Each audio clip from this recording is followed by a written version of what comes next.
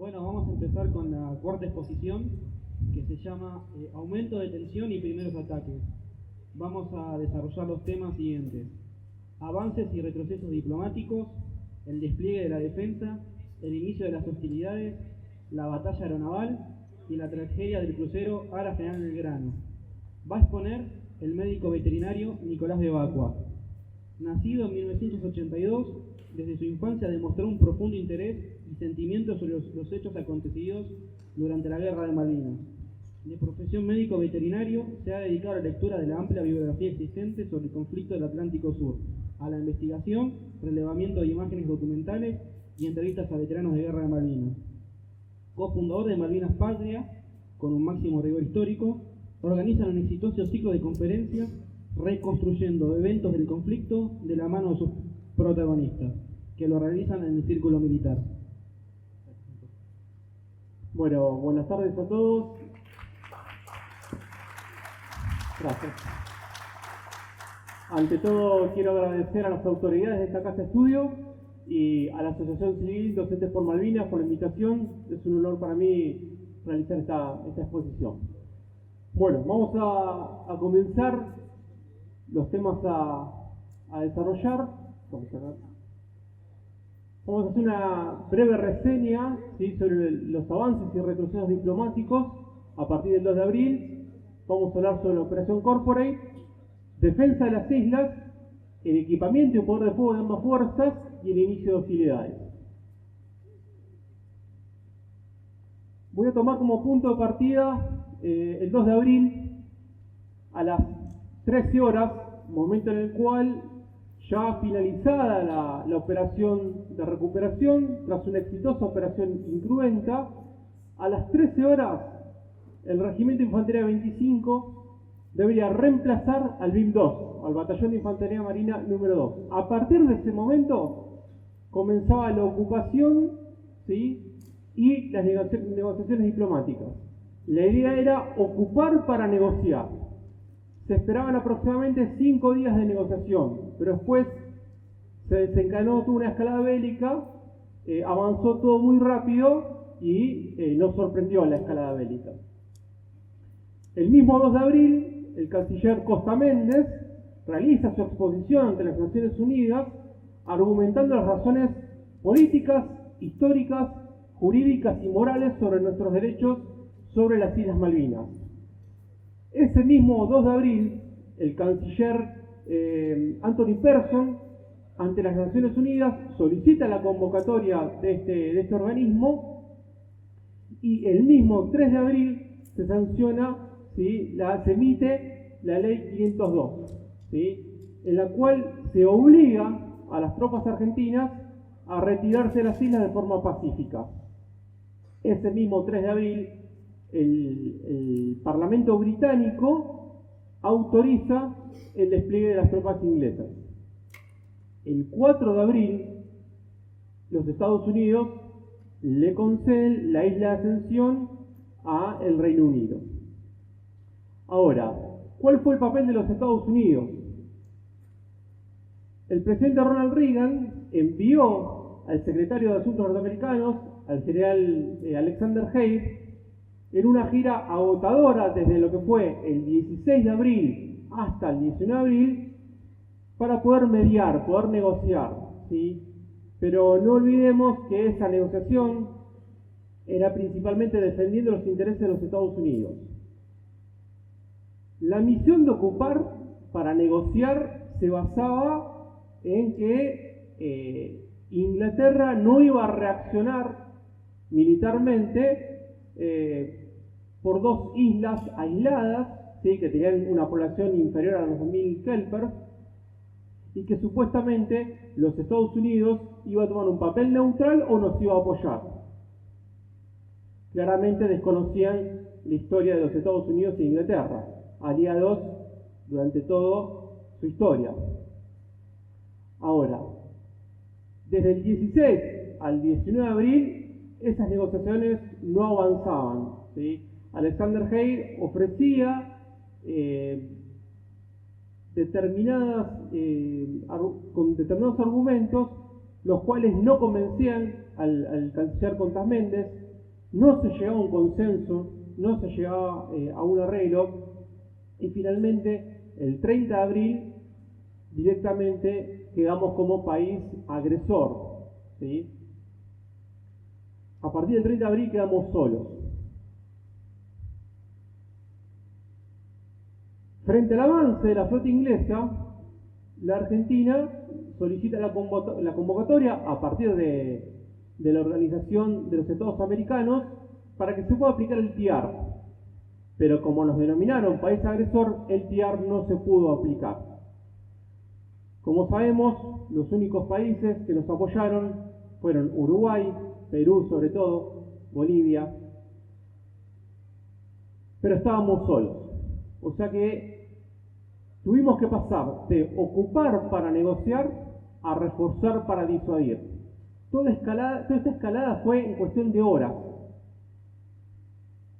Esta foto que va a humillar por siempre el honor del león británico, donde lo hemos rendido, fue una de las causas por la cual las negociaciones no avanzaban.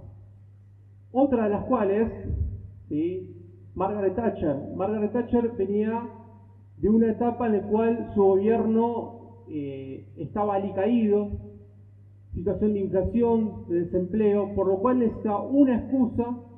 La guerra le venía muy bien para poder elevar su candidatura para la próxima reelección. Además de los intereses, las presiones que ejercía el lobby de la Falkland Island Company y a su vez los Kelper, que querían seguir subordinados a la corona, impedían todo tipo de negociación. Otro factor muy importante que congelaba la negociación era que la flota inglesa estaba desafectando gran parte de sus unidades. En cuestión de meses, 3-4 meses, Inglaterra no hubiera podido responder como respondió. Con esta excusa de la guerra, podían evitar esa reducción de la flota. La plaza del 2 y del 10 de abril. El 2 de abril, por la madrugada, las radios comenzaron a informar de que habíamos recuperado las islas. La gente comenzó a ubicarse en la Plaza de Mayo, reinaba un sentimiento de euforia, de alegría, de unión. Esta plaza, que es la del 10 de abril, no se volvió a ver nunca más. Fue la única vez que los argentinos estuvimos todos unidos, sin bandería política. Acá todo el pueblo estaba unido. Todo el mundo quería salir a defender las Malvinas. Llegaron a presentarse 200.000 voluntarios para cruzar a las islas. Inclusive gente que no estaba en condiciones, por edad, por condición física, sin embargo hasta se ofrecían para ir a pelar papas para nuestras tropas. Aquí lo vemos al teniente general Leopoldo Fortunato Galtieri en la plaza del 10 de abril, su famosa frase: si quieren venir que vengan. ¿Qué es lo que pasa con esta imagen? Generalmente el periodismo, todos los 2 de abril, cuando pasan documentales de Malvinas, ponen esta imagen con el si quieren venir que vengan y automáticamente lo editan con el 14 de junio, con las tropas rendidas. ¿Qué es lo que sucede? Ese si quieren venir que vengan, les presentaremos batalla. Fue así, se presentó batalla. Las fuerzas argentinas combatieron y combatieron con honor. No nos pasaron por encima como quiere imponer el periodismo o la historia. De chicos nosotros crecimos, yo soy del año 82, nací en el 82, y de chico en el colegio que me decían: los pobres soldados de Malvinas, el hambre, el frío, no estaban armados, no se pudieron defender, no presentaron batalla. Entonces, estas imágenes, que suenan esas palabras de soberbia, suenan como que le mojamos la oreja a los ingleses, verdaderamente se les presentó batalla, sin ánimo de defender las decisiones políticas, militares. Yo lo que quiero ponderar es cómo respondieron las fuerzas, cómo se enfrentó a la invasión inglesa. Estuvieron completamente a la altura de las circunstancias. Se combatió con más valor que medios. El tema de los medios lo vamos a desarrollar más adelante.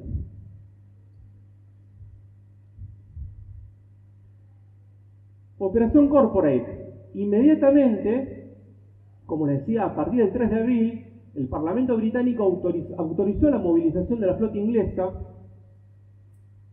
y el lunes 5 de abril, recuerden que el viernes 2 de abril habíamos recuperado las islas, y el lunes 5 de abril ya estaba preparada la flota para zarpar. La flota de guerra más importante reunida luego de la Segunda Guerra Mundial. ¿Cómo una flota se puede preparar en menos de 48 horas? Las respuestas son dos. Número uno, las tropas inglesas estaban de maniobra. Y número dos, teníamos espías, inclusive en el edificio Libertador. Los comandos ingleses. El almirante John Foster Sandy Woodward, comandante de la Task Force 317, en sus memorias cuenta que estuvieron a punto de ellos rendirse. Si nosotros resistíamos el orden de una semana o 10 días más de combate, este señor ya tenía escrito una carta que iba a enviar a Inglaterra diciendo que se tenían que volver. Julian Thompson, comandante de la tercera brigada Royal Marines, en sus memorias también cuenta la resistencia heroica de las tropas argentinas. En su libro No Picnic, no fue un picnic, destaca el valor de nuestros infantes, de una tropa regular, no profesional, conscriptos, y la cantidad de bajas que le causaron en el combate en Monte London. El general de división Jeremy Moore,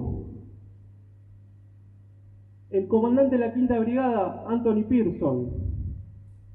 Entre estos cuatro hubo muchas discrepancias, sobre todo entre Julian Thompson, Jeremy Moore y Anthony Wilson.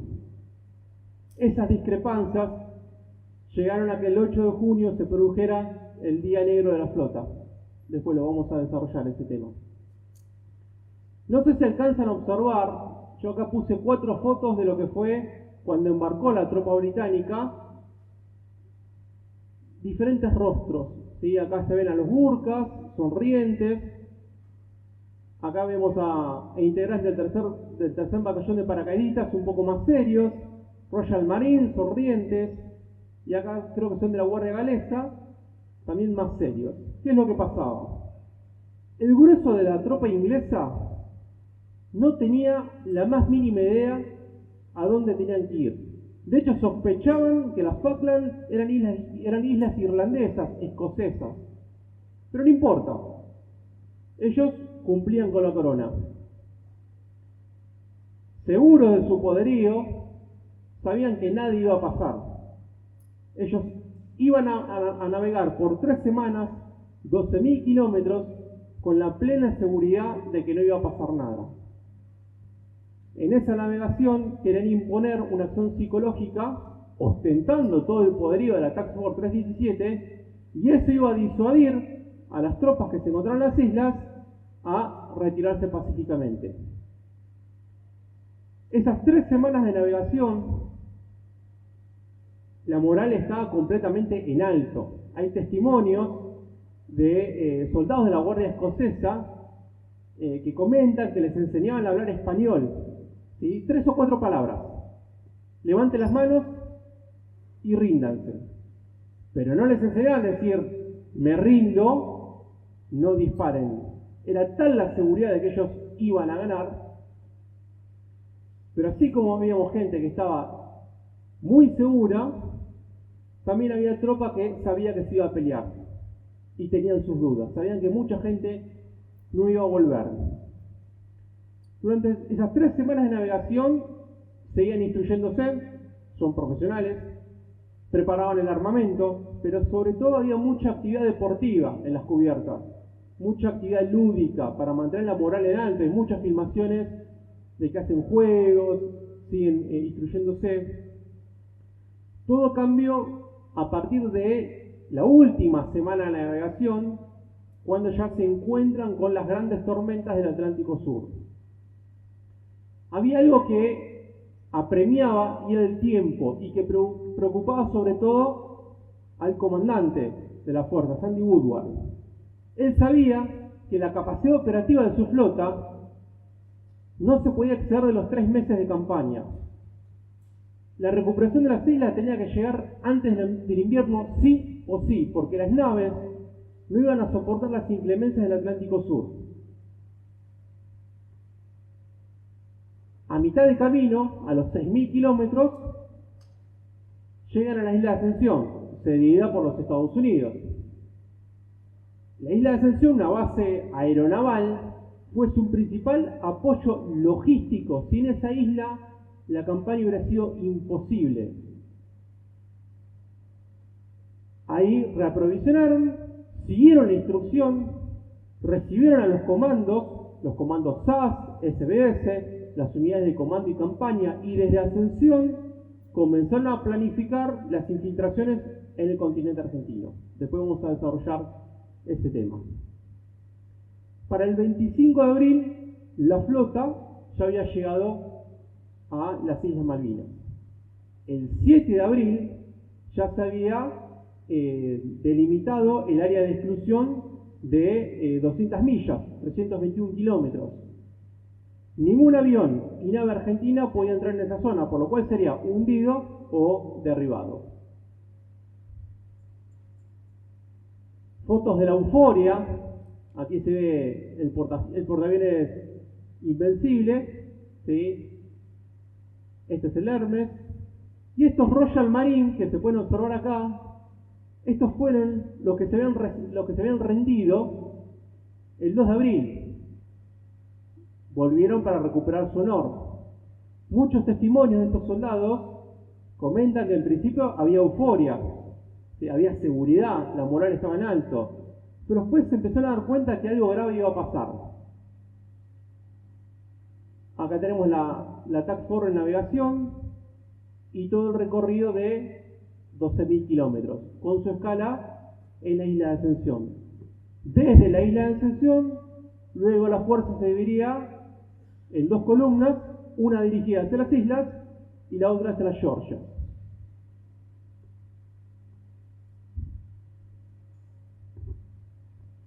Bien, como les decía, rápidamente, a partir del 5 de abril, que zarpó la flota, pasamos de la premisa ocupar para negociar a reforzar para disuadir, rápidamente. El 7 de abril pasamos del Teatro de Operaciones Malvinas, donde la cual finalizaba la campaña de recuperación. Este Teatro de Operación Malvinas está bajo el comando del general de división Osvaldo García, comandante del 5º Cuerpo del Ejército, y muta hacia el TOAS, el Teatro de Operaciones Atlántico Sur. Ahí se iniciaba la campaña de defensa. Esto fue el 7 de abril. Ahora vamos a hablar todo lo que fue la convocatoria de tropas, el recurso humano, las brigadas desplegadas y los dispositivos de defensa. Convocatoria de tropas, lo más importante, el recurso humano. Esta foto representa a la promoción 113 del Colegio Militar de la Nación. A mí esta es una foto que me genera mucha emoción. Acá se ven a jóvenes subtenientes del 4º año que se egresaron en comisión. Salieron bravos subtenientes acá, en el caso del subteniente Lautaro Jiménez Corbalán, Marcelo Yambia Bravás, el subteniente Subpelufo, que probaron su valor en combate. Esta es una foto de la plaza de armas del Regimiento de Infantería 3 de la Tablada. Fíjense cómo van preparando todo el regimiento, casi 1000 hombres. Estas fotos son los cuarteles de Palermo, son integrantes de la compañía del Regimiento de Infantería 1 Patricios. Estos son conscriptos del Regimiento de Infantería 12, que partieron desde el norte, desde Corrientes. Y esta foto también es de efectivos del Regimiento de Infantería 1 Patricios. En el año 82, el ejército argentino contaba con cuadros y tropas de conscriptos. Los cuadros, oficiales y suboficiales, egresados de las escuelas superiores de guerra, en este caso el Colegio Militar de la Nación, y en el caso de los suboficiales, de la Escuela Sargento Cabral y de Lemos. Se empezaron a destinar a sus unidades rápidamente. Conscriptos. Para abril del 82 ya se había dado de baja la clase 1962 en diciembre y recién estaba incorporada la clase 1963. Esa clase 1963 había ingresado en febrero, por lo cual, cuando fueron convocados, tenían 2 meses de instrucción. Y este es otro tema que generalmente comenta el periodismo, de que se mandaron tropas de instrucción. En el servicio militar obligatorio, durante los primeros 2 meses, era donde se asignaban los roles de combate. Y con 2 meses de instrucción, al Regimiento de Infantería 25 le alcanzó perfectamente para presentarle batalla al 2º Batallón de paracaidistas ingleses. Y esto lo demostró tanto la sección Romeo como la sección Bota del Regimiento de Infantería 25 en los combates de Darwin y Pradera del Ganso. 2 meses de instrucción. Los paracaidistas después de eso no quisieron combatir más de día. Otra gran pregunta, y que generalmente también se escucha decir a los periodistas: mandaron a tropas del norte, tropas que no estaban acostumbradas al frío del Atlántico Sur, pero ¿cuál fue el fundamento? ¿Por qué se enviaron tropas de la región del litoral y del Gran Buenos Aires? Esta es una foto que saqué de un documental de Discovery Channel. Vemos el sur argentino. Desde el noreste se acerca la flota británica. ¿Y quién se acerca desde acá? De la frontera occidental. Chile. Por eso no se movilizó tropa del sur. Las grandes unidades que estaban desplazadas en la Patagonia, generalmente unidades de caballería, quedaron en el sur justamente para defender nuestra frontera con Chile. Ya había indicios de infiltración de comandos en Chile, entonces no podíamos desguarnecer la frontera con Chile. Entonces no quedó otra que movilizar tropas del Gran Buenos Aires y del litoral, Chaco, Corrientes, Formosa.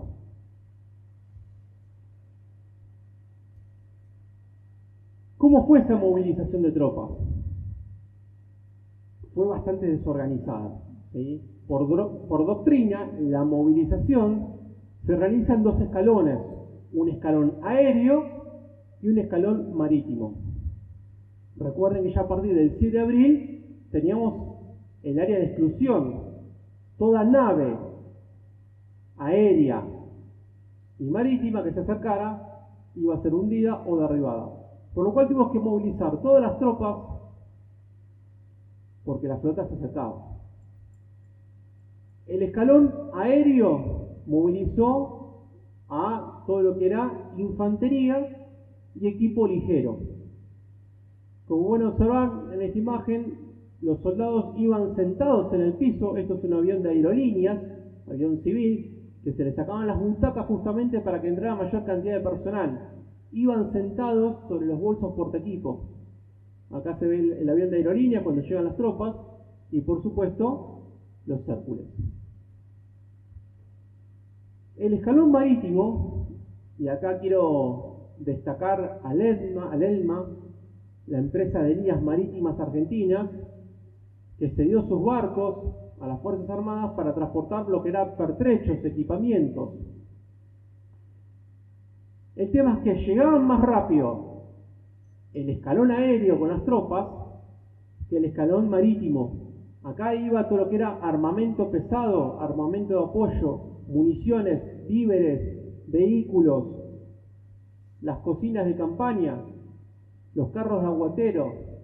Todo eso llegó mucho después, o no llegó, por lo cual, cuando se tuvieron que ubicar las tropas, empezaron las carencias logísticas.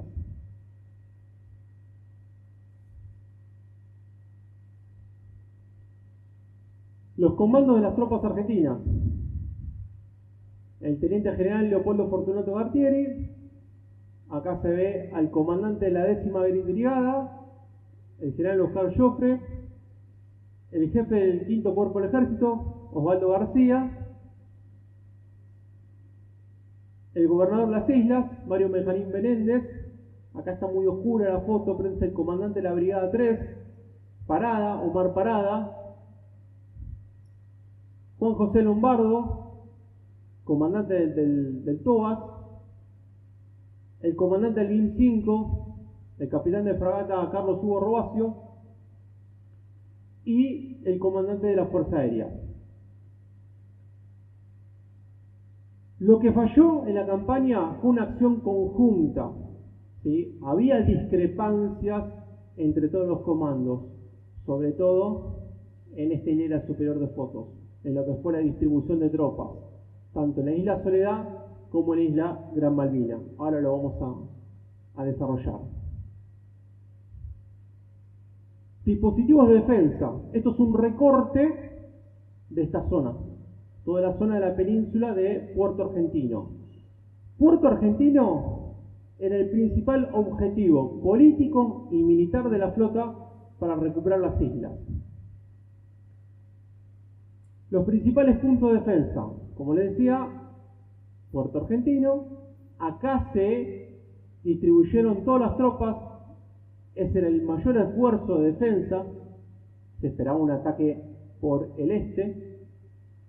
En el norte de la isla Gran Malvina, en la isla Borbón, ahí tenemos una compañía, la compañía H, del BIM 3, Batallón de Infantería 3, que daban protección a una pequeña base aérea, que era el aeródromo Calderón, y una base accesoria de aviación de aviones Pucará y T-34 Mentor, que eran una grave amenaza en el caso de que se produjera un desembarco por el estrecho de San Carlos, que es lo que sucedió. Este era un gran punto estratégico. ¿Qué pasó con las tropas asentadas en la isla Gran Malvina? Y acá vino el gran problema y la gran discusión entre lo que era el gobernador de las islas, Menéndez, con Galtieri y con Osvaldo García, el comandante del 5º Cuerpo del Ejército. El 22 de abril fue el único día en el cual Galtieri visitó las islas. Las recorrió con 2 helicópteros Puma, recorrió tanto la zona de Puerto Argentino como la isla Gran Malvina. Por supuesto que se encontraron espacios vacíos de la defensa. Galtieri argumenta de que se deben movilizar más tropas. Nosotros apenas habíamos movilizado a la Brigada 3, lo que era el Regimiento 12, el Regimiento 5 y el Regimiento 4, que venían de la zona del litoral. La Brigada 10, con la Compañía A del Regimiento 1 Patricios, el Regimiento 3 de la Tablada, el Regimiento 6 de Mercedes y el Regimiento 7 de La Plata, distribuidos en la zona Puerto Argentino. Y la última brigada movilizada fue la Brigada 9, con el Regimiento 25, que ya estaba desde el 2 de abril, y la Compañía de Ingenieros 9. Galtieri creía que había que ocupar también la isla Gran Malvina. Menéndez sostenía que el mayor esfuerzo defensivo tenía que presentarse, y con muy buen criterio, en Puerto Argentino.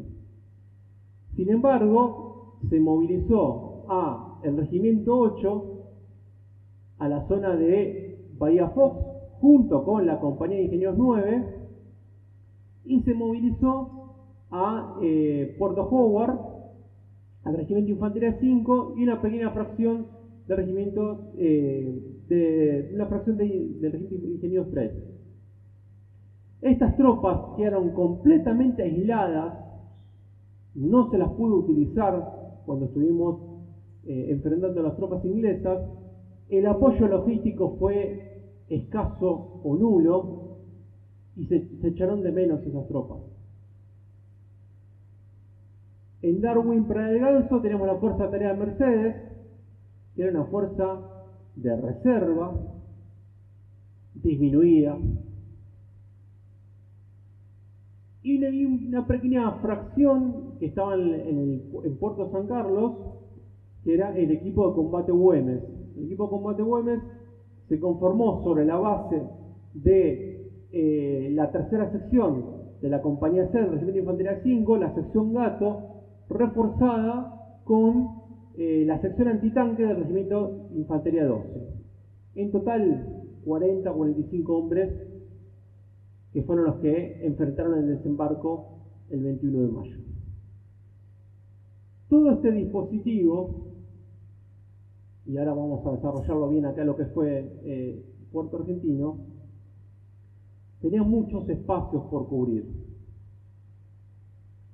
Acá tenemos lo que es la pista de la península de Puerto Argentino, una pista que solamente estaba preparada para recibir aviones de transporte, tanto de pertrechos como de personal, pero no podía permitir el despegue de cazas de combate que hubieran sido esenciales para el dominio aéreo. Los principales regimientos se desplegaron en torno a Puerto Argentino. Acá está Puerto Argentino, esta es la pista, distancia entre la pista y Puerto Argentino aproximadamente 8 kilómetros. O sea que todas las tropas que llegaban por el escalón aéreo después tenían que movilizarse hacia Puerto Argentino, cargando los bolsones porta equipo, y a partir de allí se les asignaban sus futuros puestos de defensa. No sé si se verá desde ahí, pero les voy a ir enumerando los montes. ¿Sí? Acá tenemos una cadena de montes que conformaban el perímetro defensivo de Puerto Argentino. Zapper Hill, que fue el último bastión, ahí se encontraba localizada la compañía Mar del BIM 5. Monte Tumbledon, donde estaba localizada la compañía Nácar del BIM 5 de Infantería Marina. En el sector oeste estaba la cuarta sección Nácar, que enfrentó al segundo batallón de guardias escoceses. Fue un gran combate. Monte Williams estaba la compañía Obra, del BIM 5. Monte Harriet, parte del Regimiento 4. Monte Dos Hermanas, parte del Regimiento 4. Y entre Monte Dos Hermanas y Tumbledon, la compañía B del Regimiento de Infantería 6. En Monte Longmont teníamos la compañía B del Regimiento de Infantería 7. Este es el sector Plata, el área de Wildes Ridge y de Modi Brook. En Modi Brook tenemos el puesto de comando de las tropas argentinas. Todo este dispositivo, si bien tengan en cuenta que las islas son aproximadamente 12.000 kilómetros cuadrados, nosotros teníamos desplazados un total de 12.000 hombres. Con 12.000 hombres no alcanzó para poder cubrir todos los espacios que quedaban entre los montes del perímetro defensivo. Distancias entre los montes, aproximadamente 3-4 kilómetros. Dirán, es poca distancia. Pero las posiciones defensivas eran posiciones netamente estáticas.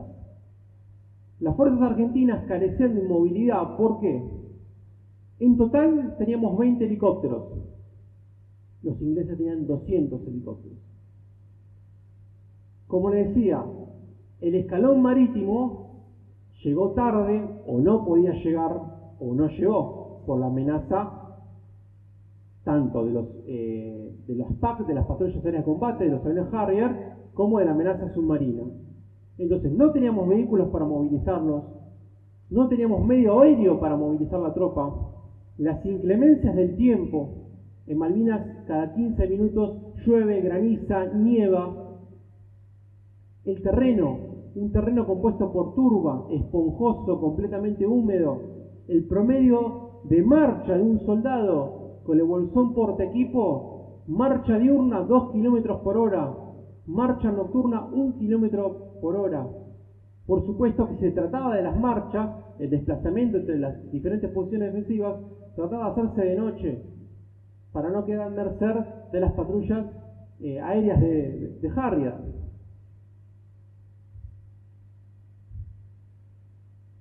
Esta foto, tropa de infantería movilizándose desde Puerto Argentino. Acá en el fondo se alcanzan a ver los dos picos de Monte Dos Hermanas. Las tropas se movilizan a pie, vuelvo a insistir, con el bolsón portaequipo, ¿sí? Un bolsón que prácticamente pesaba aproximadamente 40-45 kilos, ¿sí? Las tropas argentinas no tenían mochilas. Una vez que llegan a su posición, armaban los bivacs, las carpas, ¿sí? Entre dos hombres armaban una carpa de 2 paños. La carpa no era impermeable, la carpa no tenía piso. A los primeros 3 días de viento de 80 a 100 kilómetros por hora, las carpas se destruían a hilachas. Cavar posiciones. A los 40, 50 centímetros de cavar una trinchera brotaba el agua. Mantener un pozo zorro seco era una actividad casi imposible. Era una tarea ardua de cavar posiciones y tratar de mantenerlas secas. Entonces el desgaste de la tropa argentina era constante. Desde que llegaban a la posición, preparaban la posición y esperaban los ataques. Esto es un pozo de zorro. Este estaba dentro del perímetro de Puerto Argentino. Está en una zona bastante urbana. Preparar posiciones dentro del casco urbano de Puerto Argentino, dentro de todo era fácil porque se contaba con elementos. Se contaba con madera, con chapas, con containers. Pero las unidades que están más hacia los montes, todos esos materiales no los tenían. E inclusive los elementos de zapa, las palas de trinchera, las famosas palas Lineman, o las palas que aportaban las unidades de ingenieros, escaseaban. El Regimiento de Infantería 12, por ejemplo, tenía una pala de trinchera por sección. Era imposible preparar posiciones en tiempo y forma. El desgaste era total. Se llegaron a cavar pozos utilizando marmitas, platos, cascos, jarros. Esta es una posición del BIM 5. Apenas se puede observar el cañón de un fusil FAL. ¿Sí? Posición totalmente enmascarada con la vegetación de Malvinas, que está compuesta por un pasto ralo, ¿sí? Por matas de muy poca altura. Esta es una posición de la compañía Mar en Zapper Hill. Y acá está el grave problema: el racionamiento de primera línea. Este fue otro tema que el periodismo utilizó para desmalvinizar. Por supuesto que hubo hambre en Malvinas, por supuesto que se pasó hambre en Malvinas. ¿Pero por qué? ¿Por qué no llegaba la comida a primera línea? Justamente en Puerto Argentino, en el casco, en la zona urbana, la comida abundaba. Los galpones, los hangares estaban repletos de la comida que llevaba el continente. El tema era distribuirla desde Puerto Argentino hacia las posiciones, hacia los montes. Nuevamente, escasez de helicópteros, escasez de vehículos, los camiones Unimog, los Jeep Mercedes, eran muy pocos. Entonces destinaban a transportar munición, a movilizar heridos, a transportar personal. A su vez que esta es una cocina de campaña, las cocinas rodantes, llamadas morochas, del Regimiento 7 en Moody-Brook, que estaba muy cercano al casco urbano. El tema era hacer llegar estas cocinas de campaña hasta la base de los montes. Hasta el 1 de mayo, el abastecimiento se pudo cumplir de forma moderada. Después del 1 de mayo, el racionamiento escaseó casi en un 80%. Inclemencia del tiempo, el terreno, los bombardeos de la artillería naval, el acoso de las patrullas aéreas de combate. Entonces el soldado argentino resistía en el pozo. Inclemencia del tiempo, frío, la incertidumbre, no se sabía si se iba a combatir o no, y la falta de aliciente de un plato caliente. ¿Cuántas veces nosotros llegamos cansados de trabajar en invierno, de estudiar, y estamos deseando una taza de café, un chocolate, imagínense lo que fue estar 74 días en un pozo de zorro con el agua hasta las rodillas, con temperaturas que iban desde los 0 grados hasta 17 grados bajo cero, como en los últimos combates, con acoso de la artillería naval, todas las noches era bombardeo, el desgaste era total. Así todo, con las tropas inglesas queriendo todo el tiempo desmoralizar, con la artillería naval, con todas estas adversidades, la tropa argentina sin relevo, porque tampoco tenía un relevo, cuando tuvo que enfrentar al inglés, lo hizo como si estuviera desde el primer día. Y eso fue lo que sorprendió a los ingleses. Los ingleses esperaban encontrarse una tropa totalmente desmoralizada, sin ganas de combatir. Creían que ante la primera escaramuza se iban a rendir. No fue así. Vestuario. Me gustan mucho las ilustraciones, por eso puse estas imágenes. Es el soldado clásico del ejército argentino. Al comienzo de la guerra se había distribuido la campera clásica de Malvinas, la campera Duvet, una campera muy abrigada. Si nuestras tropas no hubieran tenido esas camperas, yo creo que la campaña no duraba ni una semana. Si bien eran semipermeables, abrigaban y mucho. Este soldado tiene un correaje con portacargadores, cinturón y trinchas de cuero. Eran muy viejos, con la humedad esos correajes se acartonaban, era incómodo en combate sacar los cargadores, lo mismo con los guantes. Distinto eran las unidades que tenían los correajes Tempex de nylon, que resistían mucho más y eran mucho más cómodos. Estos correajes, cuando el soldado se los sacaba para descansar, se desarmaban porque tenía un sistema pasacinto, era muy incómodo. El fusil de dotación, el arma de la guerra de las Malvinas, el fusil FAL. En este caso esta es la versión, el fusil NATO, el más antiguo, con cachas de madera y culata de madera. Acá podemos observar el más moderno, el fusil FAL Para, el modelo 3, terciado, ¿sí? Lo lleva terciado sobre el pecho con la culata rebatible. Nuevamente acá podemos observar tropas en Puerto Argentino que se están desplazando, ¿sí?, hacia su destino, hacia el monte donde tienen que tomar posición. Y acá los vemos con la capa poncho. Esa capa poncho era impermeable, eran ponchos plásticos. Para protegerse aún más del frío, además de la campera, también lo que hacían los soldados es la frazada que usaban con la bolsa de dormir, con la bayoneta le hacían un tajo y se lo ponían también como poncho. Bombacha de combate, debajo utilizaban calzoncillos largos, medias de algodón. Debajo de la campera Duvet se puede utilizar la chaqueta de combate, pullover, la famosa tricota, ¿sí?, un chaleco batelacé que abrigaba y mucho, camisa, y podían utilizar la típica gorra de Malvinas con orejeras, el casquete con orejeras, ¿sí?, o pasamontaña. Otro elemento característico de la guerra de Malvinas fueron las antiparras, ¿sí? Esto es un paquete de curaciones que tiene. Bien, armamento. Otro tema sobre el cual el periodismo habló y mucho. Las armas argentinas no funcionaban, las armas argentinas se trababan. Ametralladora MAG, la utilizaban tanto las tropas argentinas como las tropas inglesas. La diferencia era la cantidad. Nosotros por sección podíamos tener una ametralladora o en algunos casos dos. Todas las unidades de infantería inglesa duplicaron la cantidad de ametralladoras por sección, por lo cual la diferencia de fuego era muy grande. Como les comentaba, el fusil FAL, en este caso el fusil Para, el fusil FAL es un fusil de origen belga, ¿sí? Lo tienen tanto los ingleses como los argentinos. La diferencia es que nuestro fusil podía accionarse de forma semiautomática como automática. Los ingleses tenían la versión semiautomática, de tiro a tiro.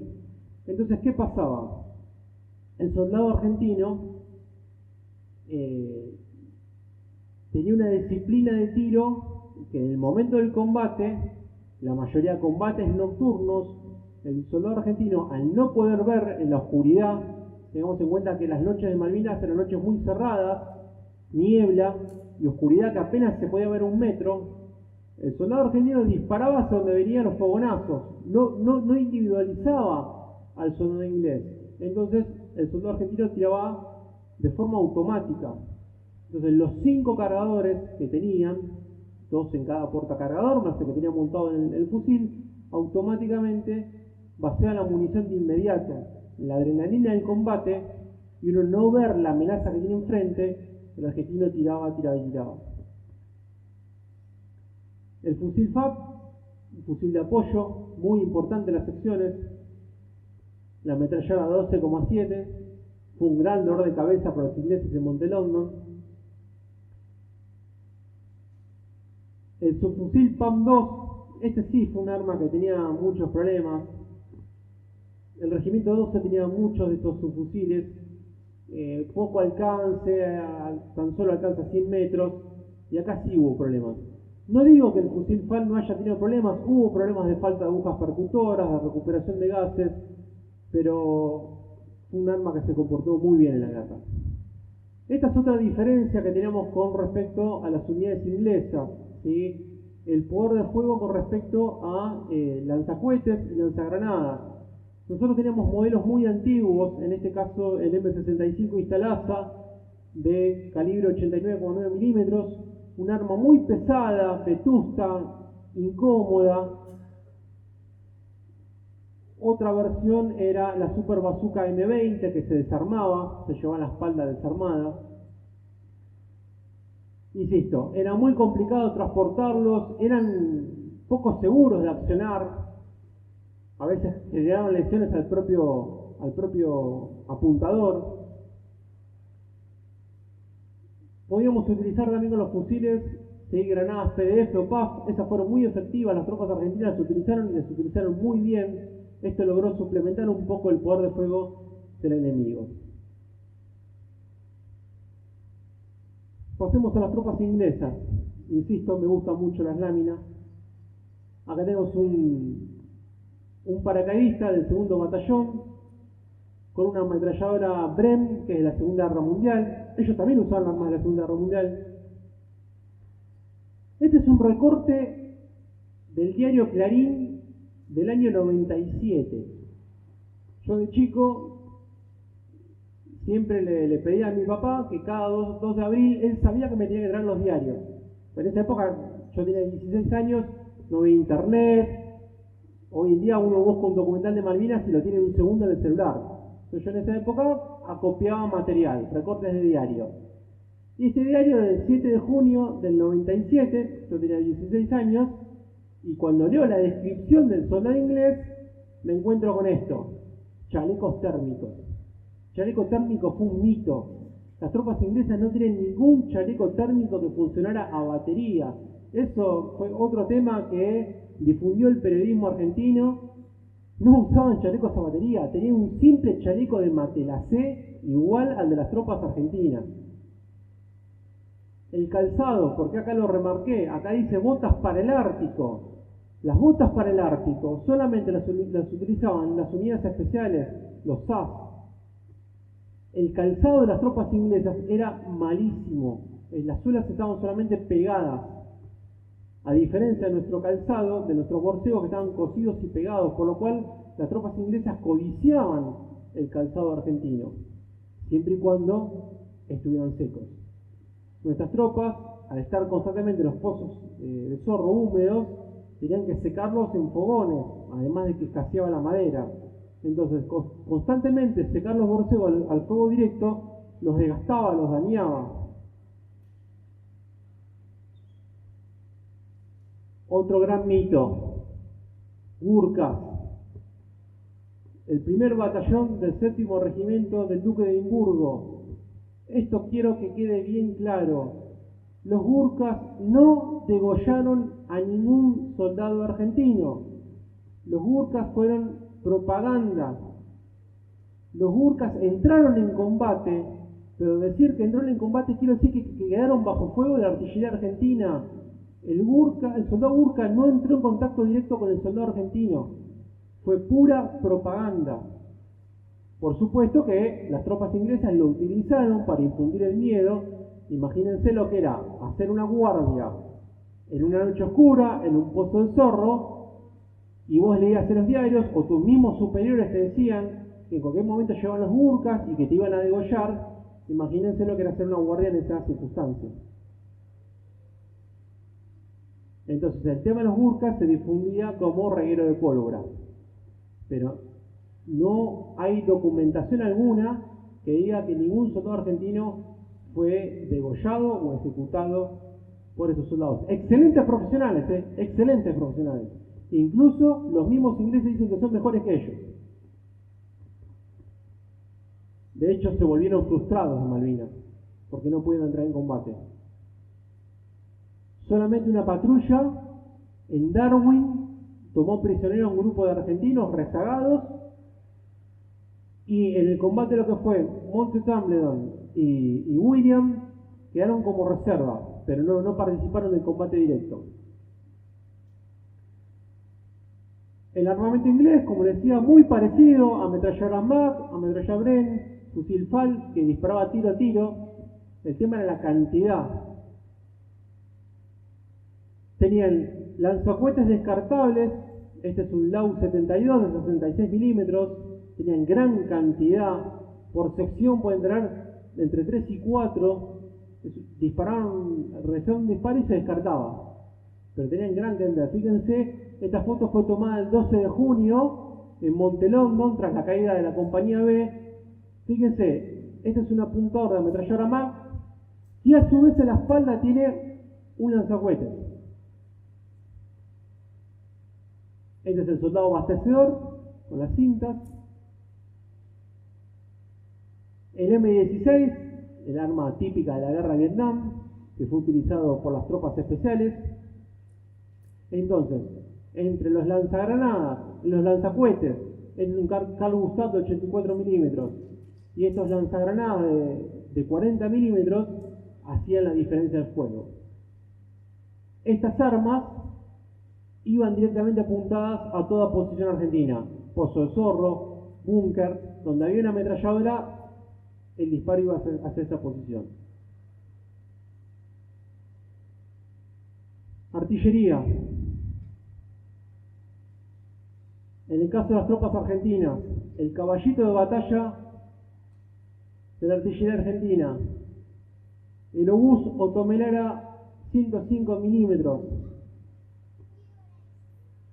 Tanto el grupo de artillería 3 como el grupo de artillería 4 desplegaron, sumada a la batería de artillería del BIM 5, en total desplegaron 44 piezas. El alcance de estas piezas era de 10,2 kilómetros. Con estos cañones se disparó hasta agotar la munición, hasta inutilizar la pieza, más allá de la doctrina de los manuales. Aquí el capitán T6 no me deja mentir. Un honor que poder dar esta posición junto a un testigo de la historia. Con estos cañones, de lo que fue de la noche del 11 de junio al 14 de junio, no se paró de tirar y tirar, hasta que la pieza no quedaba enterrada, como esta foto, no se paraba. La demanda de fuego era terrible y los artilleros, como dice, estaban al pie del cañón. La limitante es que solamente tenía un alcance de 10,2 kilómetros. A partir del 2 de mayo, la flota inglesa, todas las noches, en su acción de desgaste, empieza el bombardeo nocturno. Estos cañones navales de 114 milímetros, todas las noches, bombardeaban de forma impune, y el soldado argentino no tenía más que masticar bronca en el fondo del pozo, impotente porque no podía tirar con un fusil hasta 18 kilómetros de la costa donde estaban las naves inglesas, El teniente coronel Martín Balsa le pedía al comandante de la 10ª brigada, el general Joffre, que necesitaban cañones de mayor alcance. Los pedidos eran continuos todos los días, hasta que finalmente el 14 de mayo entre el 14 y el 15 de mayo, llegan 2 piezas, SOSMA de 155 milímetros, con escasa munición, pero estos cañones tienen un alcance de 20 kilómetros. A partir de la llegada de estos cañones, y que el mismo día que llegaron, esa misma noche empezaron a disparar, logramos disuadir a la flota inglesa de que siguiera tirando desde los 18 o 15 kilómetros. Teníamos solamente 2 piezas, pero con esas 2 piezas los obligamos a que se retiraran mucho más mar adentro, por lo cual la eficacia de sus descargas era más inexacta. Morteros teníamos de 81 y 120 milímetros. El tema era movilizarlos hacia las posiciones. Algunos llegaron con defectos, con problemas en los bulbos que unen el tubo con la placa base, en la aguja percutora o en los aparatos de puntería. Los ingleses tenían gran cantidad de morteros de 81 milímetros y muchas piezas de artillería de mayor alcance de 17 kilómetros, en el rol de 54 piezas. Esta es una imagen muy característica de documentales, donde se ven los cañones Largun 118 enmascarados.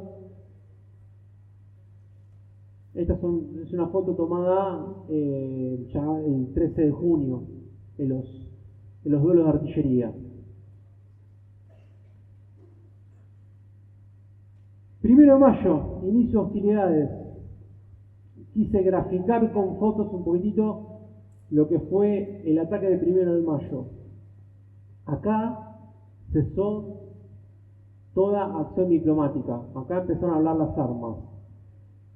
Madrugada del 1 de mayo, 4:40, 2 bombardeos Vulcan parten de la isla Ascensión, solamente llega uno por problemas técnicos y comienza su bombardeo sobre el principal objetivo estratégico de la campaña: inutilizar la pista de Puerto Argentino.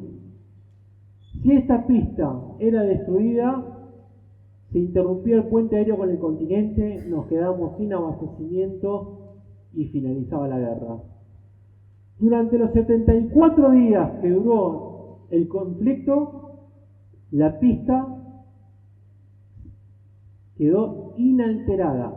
Solamente recibió un impacto el 1 de mayo, que es este cráter que se observa acá a 40 metros de la cabecera 08. Fue el único daño que recibió. Gracias a quien la pista se mantuvo activa durante los 74 días. Gracias a la artillería antiaérea. Artillería antiaérea tanto del ejército argentino, de la Fuerza Aérea y de la Infantería Marina. El ejército argentino desplegó las piezas Delgada 601, el grupo de defensa aérea 601 Mar del Plata, con cañones Airlicon de 35 milímetros, tiene un alcance de aproximadamente 4.000 metros, fueron los que produjeron la mayor cantidad de derribos. La Fuerza Aérea desplegó los cañones RH Rheinmetall de 20 milímetros, cañones Bituba, al igual que el Oerlikon. La Infantería Marina desplegó los cañones Hispano-Suiza de 30 milímetros, tanto en Puerto Argentino como en torno a las pistas. Esta es la central aérea, la base de control de Puerto Argentino. Todo el dispositivo de defensa de lo que era el aeropuerto estaba a cargo de el teniente coronel Selendín con el regimiento de infantería 25, con las compañías A y B. Recuerden que la compañía C estaba desplegada en Darwin. Los misiles Tigercat, que teníamos 3 unidades, tenían un alcance aproximadamente de 3 kilómetros, y la única unidad que teníamos misilística era el misil Roland, de origen francés. Tanto los Oerlikon como el Roland fueron los que produjeron mayor cantidad de bajas en los Harrier. ¿sí? El 1 de mayo se derribaron 2 aviones Harrier, Sea Harrier. En total, en toda la guerra derribamos 15 aviones.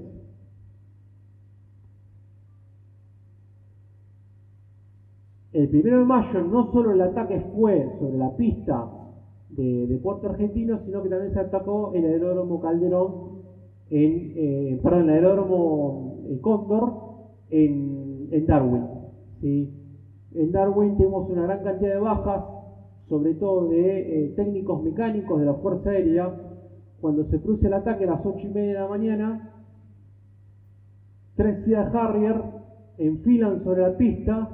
El escuadrón Pucará, alertado por Puerto Argentino, se estaba preparando para despegar hacia el aeródromo Calderón para proteger los aviones. El piloto Daniel Jujic se estaba preparando en la pista, estaba prácticamente poniendo un pie sobre el tren de aterrizaje. En ese momento, uno de los aviones Harrier lanza una bomba de racimo. Esas bombas de racimo se desprenden una gran cantidad de granadas antipersonales, y esa bomba al desprenderse cayó entre el avión del piloto Jujic y la carpa de los técnicos mecánicos de la Fuerza Aérea. Perdimos 8 técnicos mecánicos indispensables para el mantenimiento de nuestros aviones, y muere Daniel Jujic. En Puerto Argentino murieron 2 conscriptos también. Fueron las primeras bajas del 1 de mayo. 2 de mayo. El viejo y querido crucero General Belgrano, un crucero sobreviviente de la Segunda Guerra Mundial, del ataque de Pearl Harbor. Su comandante, el capitán Héctor Elías Bonzo.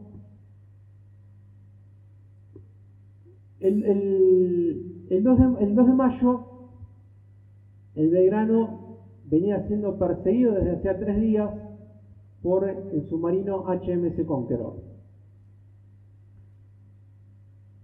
Fue hundido fuera del área de exclusión de las 200 millas, por lo cual fue un crimen de guerra. Los ingleses decían que el crucero General Belgrano estaba en orden de batalla, dirigiéndose hacia la Georgia. No, al contrario, el crucero General Belgrano estaba volviendo de una acción conjunta, una maniobra de pinzas que se iba a ejecutar el 1 de mayo. El 1 de mayo por la tarde, una acción conjunta de pinzas, tanto del portaaviones 25 de mayo y su escolta, que iban a abordar la flota por el noroeste de las islas, y el crucero General Belgrano por el sur, con su escolta, el Piedrabuena y el Bullard, iban a atacar a la flota inglesa. Siempre se dijo que la Armada Argentina estuvo escondida. No, iba a participar en los combates. Esa acción de pinzas, cuando ya se estaba acercando sobre la flota, pasó un hecho inédito en el Atlántico Sur, que para los que somos estudiosos del tema Malvinas, cada vez que lo leemos nos da mucha bronca. Ese 1 de mayo no había viento en el Atlántico Sur, algo atípico. Por lo cual, el portaaviones 25 de mayo no pudo catapultar, no pudo permitir el despegue de los A4Q, los aviones caza A4Q. Tuvieron que sacarle cantidad de combustible y menor cantidad de bombas. Tienen que adelantar aún más la fuerza de tareas para acercarse a la flota inglesa, y cuando se está acercando a la flota inglesa, se pierde el efecto sorpresa. ¿Por qué? Porque un avión los detecta, por lo cual se aborta la misión. Esa misión del 1 de mayo, si se hubiera llevado a cabo, la historia de la Armada Británica hubiera sido otra. A su vez, el crucero General Belgrano no solo iba a participar de ese ataque, si hubiera sido exitoso, sino que otro objetivo del crucero General Belgrano era que se localizara en el puerto del puerto argentino, para la redundancia, y funcionara como unidad de artillería, porque era un buque artillero. Tenía 5 torres de 3 cañones de 152 milímetros, con alcance de 20 kilómetros. Con esto podíamos destruir la flota inglesa y la infantería británica. Inclusive, si se lo hubiera hundido en Puerto Argentino, las torres podían seguir activas, por lo cual era un objetivo a destruir por la flota inglesa. A partir del 30 de abril, el HMS Conqueror lo empieza a seguir debajo de su casco, lo divisa cuando está repostando combustible junto a un buque petrolero y lo sigue persiguiendo, se mantiene en persecución, pero de forma silenciosa. El Belgrano tenía una gran defensa de superficie, o sea, artillería, una moderada defensa antiaérea, pero no una defensa antisubmarina. No tenía forma de detectar una amenaza submarina. Lamentablemente, el 2 de mayo, a las 16:01, sobre la banda de babor, el HMS Conqueror dispara tres torpedos, el 1, el 3 y el 4. El primero impacta en la sala de máquinas y en el comedor. Ese primer impacto es el que produce la mayor cantidad de bajas. Ese impacto afectó a los hombres que estaban en descanso en el comedor. Los cambios de guardia en el Belgrano eran cada 8 horas. Ese impacto, la onda expansiva, el fuego, la onda calórica y la inundación de las cubiertas inferiores fue la que produjo la mayor cantidad de bajas. El segundo impacto, 4 segundos después, se da sobre la proa, desaparecen 15 metros de proa, y tal cual las palabras que dijo el capitán Bonzo, fue como un cuchillo caliente que cortó un pan de manteca. El capitán Bonzo sostenía que todavía se podía llegar a mantener a flote, lo evaluó prácticamente hasta las 16:23. 16:23 tuvo que dar la voz que todo capitán odia decir en su carrera, que es abandonar el barco. 16:23 comienza a abandonar el barco. Esta foto la sacó un marinero desde la balsa. Fíjense cómo ya está escolando el crucero. No sé si alcanzan a ver ahí, es una foto muy chiquitita, pero esta es la proa. Acá faltan 15 metros de proa. Y los dos que están parados ahí son el capitán Bonzo y el suboficial Barrenuevo. El capitán, tal cual reza la doctrina y la tradición de todo buen capitán, el capitán se tiene que hundir con su barco. Bonzo, parado sobre la borda, no se quería tirar, se quería hundir con su barco. Barrenuevo le dijo: mi capitán, si usted no salta, yo no salto. Fueron varios minutos de discusión, finalmente saltaron los dos. Después se reencontraron los dos en un gran abrazo en el Bullard, cuando los rescataron. Y este buque demostró su nobleza hasta el último minuto. A las 17 horas, cuando ya se estaba hundiendo, esta es su última foto que podemos ver sobre la superficie del Belgrano. Por una cuestión física, un barco cuando se hunde ejerce un efecto de succión, por lo cual las balsas que estaban de forma concéntrica en torno al casco, la desesperación de los marinos era alejarse del buque, porque los iba a succionar. Sin embargo, el Belgrano generó una ola que empujó a todas las balsas y las alejó. Ninguna balsa fue succionada. Durante 24 a 48 horas se produjo el rescate de los marineros. Esas 24 a 48 horas fue resistir temperaturas bajo cero, olas de 6 metros, vientos de 100 kilómetros por hora, y la mayor cantidad de bajas en las balsas eran por hipotermia. Los marineros de esas balsas, las balsas que estaban más vacías, fueron donde se produjeron la mayor cantidad de bajas por la falta de calor corporal. los marineros se abrazaban, trataban de mantener el calor corporal e inclusive, por más escatológico que parezca, se orinaban encima para mantener el calor corporal. Finalmente fueron rescatados por el Piedra Nueva, el Bullar, que era la escolta, y por no fue el nombre del otro buque, ya me voy a acordar. Gracias. Y bueno, yo creo que esta foto, no sé si alcanzan a ver, yo creo que esta imagen, una imagen vale más que 100 palabras, ¿no? La bandera pirata en la superestructura del HMS Conqueror.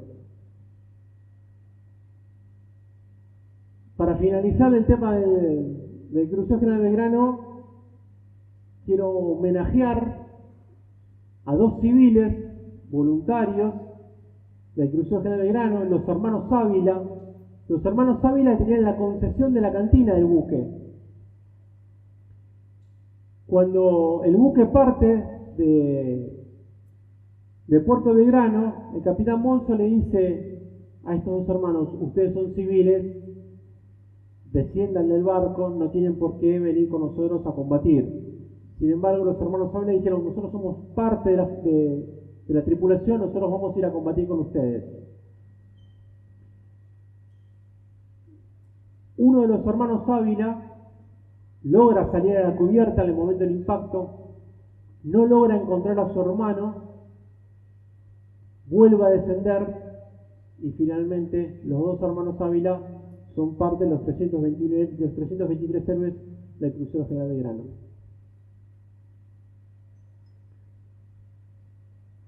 La Fuerza Aérea Sur, esta foto gentileza de zona militar, estas eran las bases de las cuales salían nuestras escuadrillas, distancias 600, 700 kilómetros, lo cual obligaban a nuestros aviones caza a hacer repostaje de combustible. Los aviones Hércules, ¿sí?, proporcionaban combustible tanto en el viaje de ida como en el viaje de vuelta.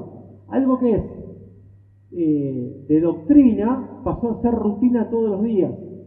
Si no, los cazas no llegaban a combatir sobre las islas. Acá tenemos tanto aviones ingleses, los Harrier G3 de la RAF y los Sea Harrier de la Armada, y toda la aviación de la Argentina. En total nosotros tenemos 200 aviones. Los ingleses tan solo tenían aproximadamente 44 aviones.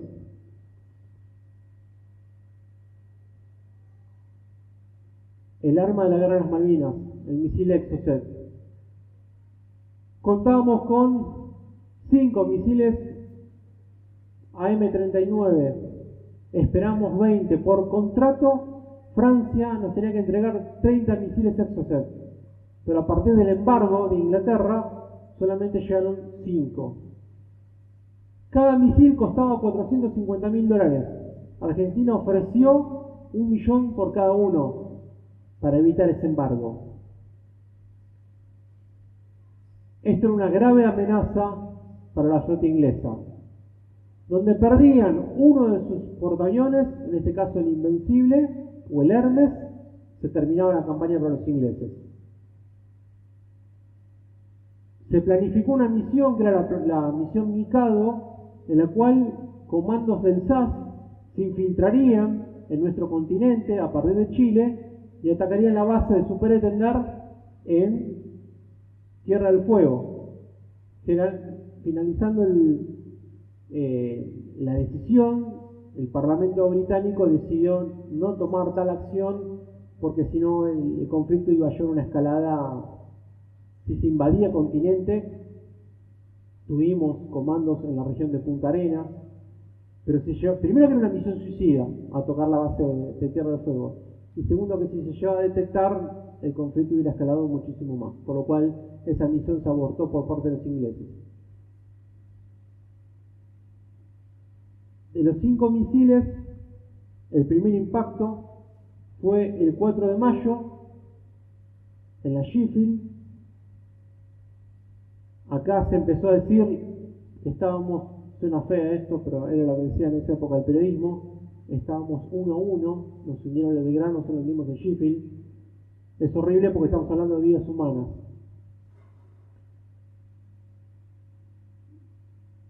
El 25 de mayo, la mayor pérdida logística de las tropas inglesas, cuando hundimos el Atlantic Conveyor, este era un buque mercante civil, ¿sí?, contratado por la corona británica. Acá llevaban 4 helicópteros Chinook, los doble aspa, llevaban aviones Harrier G3 y toda la logística de la Brigada de Infantería 3, los Royal Marines. La pérdida de este buque significó una larga y dura marcha de 90 kilómetros de las tropas inglesas desde San Carlos hasta Puerto Argentino.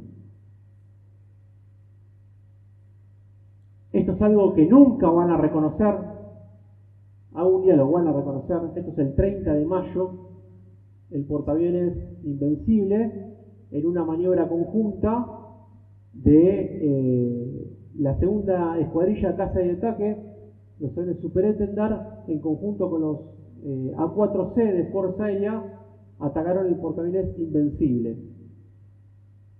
Ellos dicen que no fue así, sin embargo fue así. Impactó un misil Exeter y a su vez los A4C le depositaron 2 bombas. En esta acción perdieron la vida Castillo y Vázquez de la Fuerza Aérea. Creo que esta imagen también, una imagen vale más que 100 palabras.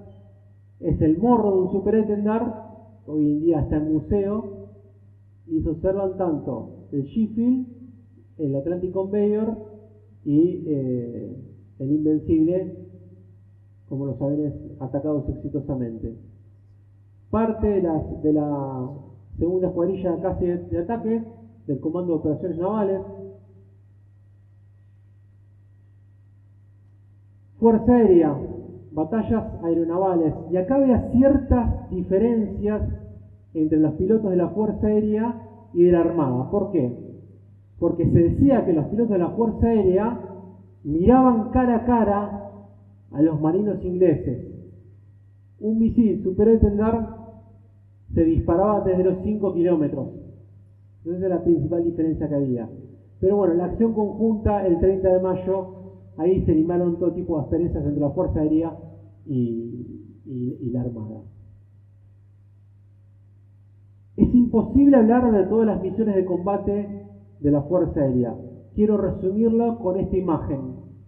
Esta imagen es del 25 de mayo. La escuadrilla Vulcano, el capitán Pablo Carballo y el teniente Rinque. Esta imagen, esta foto, fue sacada por un marino que estaba atónito en la cubierta de la fragata Bosworth y saca esta foto cuando se están acercando en el ataque. Fíjense los piques en el agua de la artillería antiaérea. Fíjense hasta dónde se acercaban los pilotos argentinos. 1000 kilómetros por hora a 2 metros, 3 metros de la superficie del agua. La barrera de fuego de las fragatas demostró que no era inexpugnable.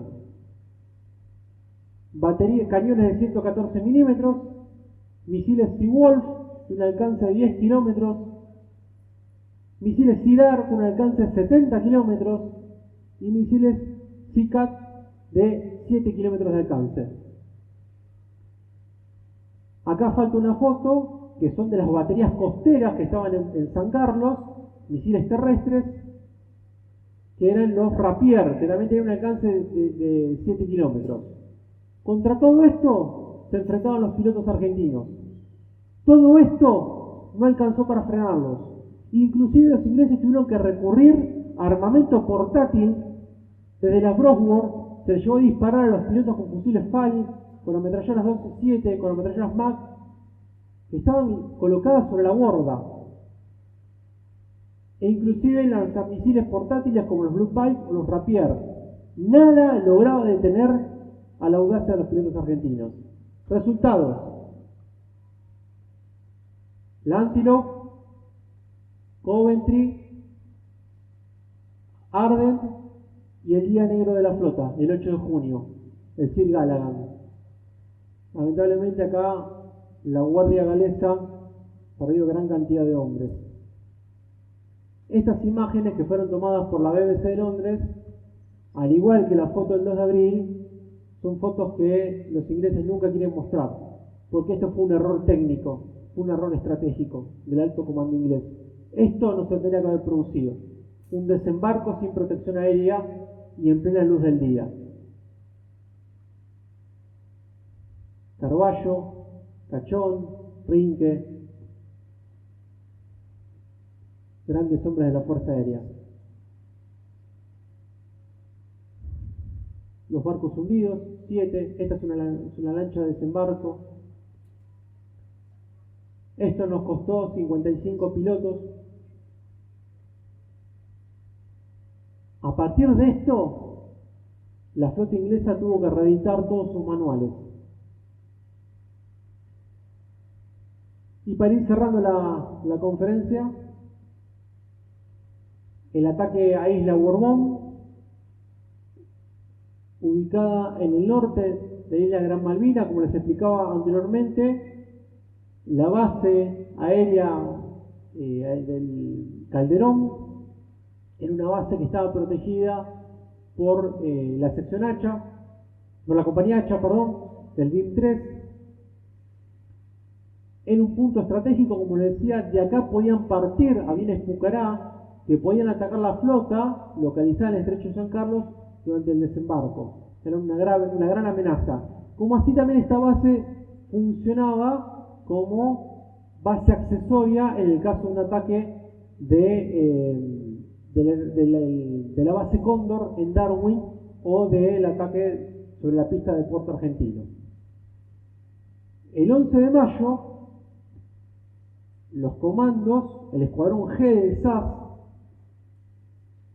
observando que era una gran amenaza para el futuro desembarco del 21 de mayo en San Carlos, se decide hacer un ataque sobre Borbón. Este escuadrón G, desde el 11 de mayo, se infiltra en el perímetro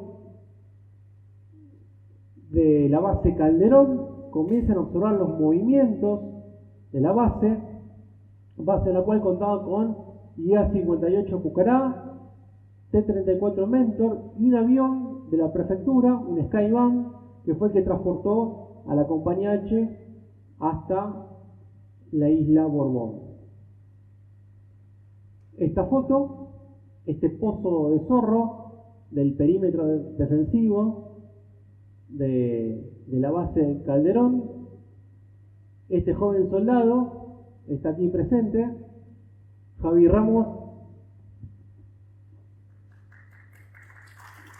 Un honor. Javi, recordame por favor el nombre de su oficial.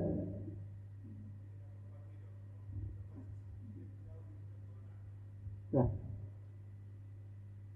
Este escuadrón, esta compañía, la compañía H, prestaba defensa al aeródromo. Como les decía, desde el 11 de mayo, los SAS, sigilosos, observaban todos los movimientos del aeródromo. Finalmente, la madrugada del 15 de mayo, el escuadrón D del SAS, Special Air Service, en conjunto con la unidad de combate para la montaña y el Ártico, inician el ataque en 2 escalones. Un escalón marítimo que se acercó en botes y un escalón aéreo, el helicóptero Chiquín, que desembarcó a 40 efectivos a una distancia del aeródromo, en la parte trasera del aeródromo, a unos 6-8 kilómetros, justamente para que los defensores no escucharan los rotores de los helicópteros. Esta fuerza, a su vez, se dividió en 3 grupos. Un grupo mortero, que instalaron 2 morteros de 81 milímetros, otro grupo que iba a colocar las cargas de trotil sobre las naves, y otro grupo de fusileros que iba a prestar defensa en el caso de que reaccionara la compañía H. Previamente hay un bombardeo de enmascaramiento de la flota inglesa y a las 4 de la madrugada comienza el combate. Los muchachos de la Infantería Marina responden eficientemente, comienza el combate, se produce la destrucción de 6 aviones Pucará y 4 aviones T-54 Mentor y el avión Skyvan de la Fuerza Aérea, de la Prefectura, perdón. Y los muchachos de la Infantería Marina terminan accionando las cargas que estaban rodeando el aeródromo, pero por la humedad del terreno no se accionaron todas. Los SAS perdieron 2 hombres, dos heridos. Y los SAS acusan de que no solo destruyeron los aviones, sino que también destruyeron el polvorín y la base de combustible, cosa que no es así. Si hubieran destruido el polvorín, Javi, vos no estarías acá. El polvorín no lo tocaron. Imagínense, combate de tropa regular de infantería marina excelentemente entrenada contra unidades elite. Por eso que el soldado argentino combatió y combatió muy bien. Bueno, hasta aquí mi exposición, por supuesto, dedicado a todos nuestros héroes. Muchísimas gracias.